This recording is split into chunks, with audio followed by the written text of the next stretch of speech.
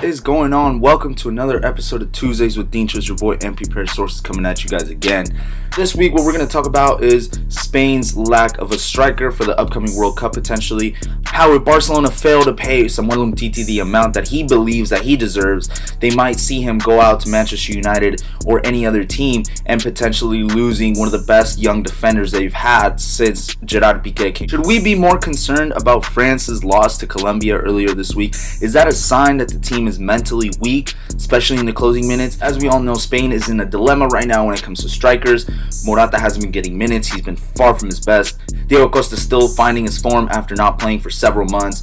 Iago Aspas, who's also one of the candidates to replace one of the strikers, isn't a natural striker. He's way better on the wing or dropped off a little bit. So I don't know if he fits that profile. And of course you have David Villa, who's the emergency backup.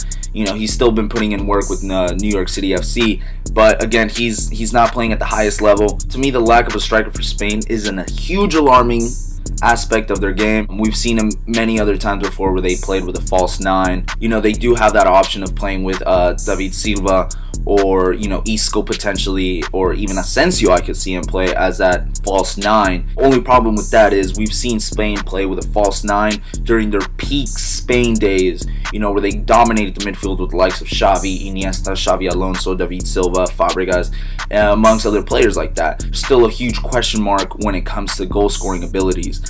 Still one of the best midfielders in the world, but a lack of an actual nine to be able to put those goals away, to be able to have a physical presence in the box like Diego Costa, that might come into play, especially, you know, in the later rounds. Recently, Samuel Umtiti has come out and told Barcelona that he demands a pay raise, he demands a better contract with the team, and so far the Barcelona board is saying that they're not willing to pay so much for the defender, which I think is a blasphemy at this point. He's proven to be one of the best center backs in the world at this point.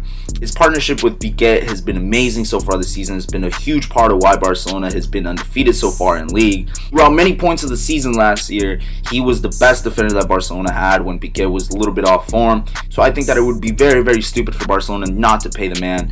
They have teams like Manchester United that's willing to offer him whatever money he wants at this point, and Jose Mourinho has personally called Samuel Umtiti, offering him a new contract.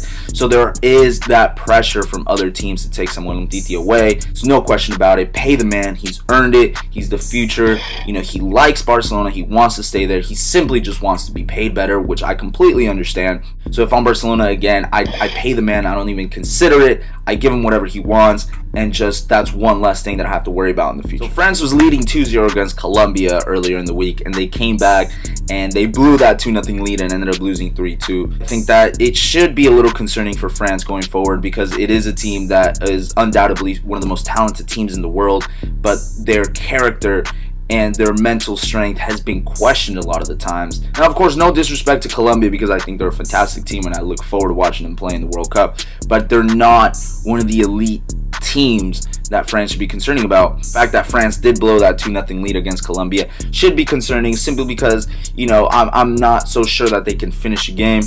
I don't know if they're able to handle that pressure from the opposition, especially towards the end of the game. I don't know if France has that ability to close out the game and just remain errorless for a full 90 minutes or more if needed. So that was it for this week's version of Tuesdays with Tincho. Let me know what you guys think. If you guys like the video, like, share, subscribe. If you guys have any questions or you disagree with me, comment below.